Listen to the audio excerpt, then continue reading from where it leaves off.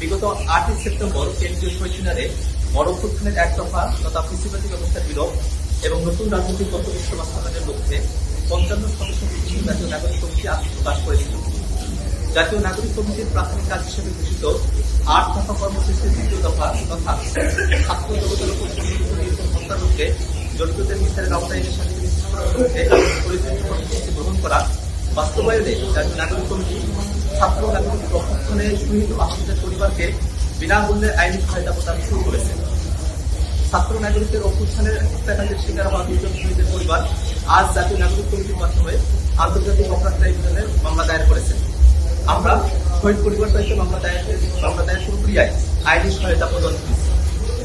বৈষম্যবিরোধী ছাত্র আন্দোলনের ডাকে বিগত 8ই জুলাই কমপ্লেক্স সাধারণ কর্মসূচির অবস্থায় যাত্রাবাড়ি থানার খালি কাস্তা পেট্রোল পাম্পের পাশের প্রকাশিতে ফ্যাসিবাদের দোসরদের বিরুদ্ধে হত্যাকাণ্ডের শিকার দলিয়া কলেজের বিএ পাস করতে ছাত্র শহীদ সাকিব হাসান ও বিগত 4ই আগস্ট লক্ষ্মীপুর শহরের উত্তর তেলুগুড়ি এলাকায় গুলিত হত্যাকাণ্ডের শিকার চট্টগ্রাম পলিটেকনিক ইনস্টিটিউটের ছাত্র শহীদ ওসমান পাটোয়ারি অর্থে ওসমান কলির হত্যাকাণ্ডের বিচার চেয়ে আজ জাতীয় নাগরিক কমিটির তত্ত্বাবধানে ট্রাইব্যুনালে মামলা দায়ের করা হয়েছে। আসামিদের বিরুদ্ধে আন্তর্জাতিক অপরাধ আইন 1973-এর 3-এর 2-এর A, C এবং H, 4-এর 1 এবং 2 ধারা অনুযায়ী গণহত্যা এবং মানবতা বিরোধী অপরাধের অভিযোগ আনা হয়েছে। শহীদ সাকিব হাসানের বাবা মোহাম্মদ মুর্তজা আলম এবং শহীদ ওসমান কলির বাবা মোহাম্মদ আব্দুর রহমান পৃথক দুটি মামলা দায়ের করেছেন।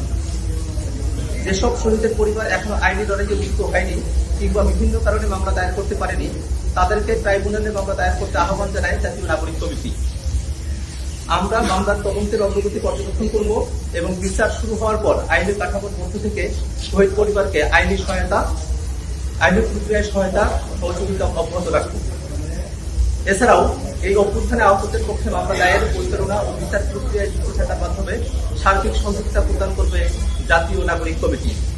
কেবল জুলাই অভ্যুত্থানে নিহত শহীদ ও আহত যোদ্ধারাই নয়, বিগত আওয়ামী ফ্যাসিবাদী আমলে নানা সময় যারা হত্যাকাণ্ডের শিকার হয়েছেন এবং স্কুল কলেজ বিশ্ববিদ্যালয় মাদ্রাসা সহ বিভিন্ন শিক্ষা প্রতিষ্ঠানে যেসব শিক্ষার্থী অত্যাচার নির্যাতনের শিকার হয়েছেন তাদেরকে ন্যায় বিচার প্রাপ্তির লক্ষ্যে জাতীয় নাগরিক কমিটি প্রো সার্ভিস তথা বিনামূল্যে আইনি সহায়তা প্রদান করবে।